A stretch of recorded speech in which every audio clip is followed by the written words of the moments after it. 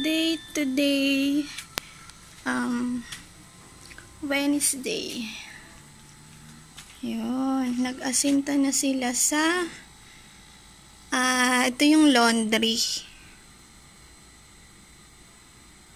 Ito yung open space laundry. Tapos ito yung natira para sa CR. Ito. Pag ganun. Ayan yung CR. Tapos lalabas. Ito CR. Mahaba yung CR. Tapos ito yung open space na laundry. So siguro ito yung pinto. Ayan. Tapos ganun pa rin. Nag-ano pa rin sila. Nagbuhos sila kahapon ng mga poste. Tapos ngayong Wednesday ay ito, sinisimulan nila yung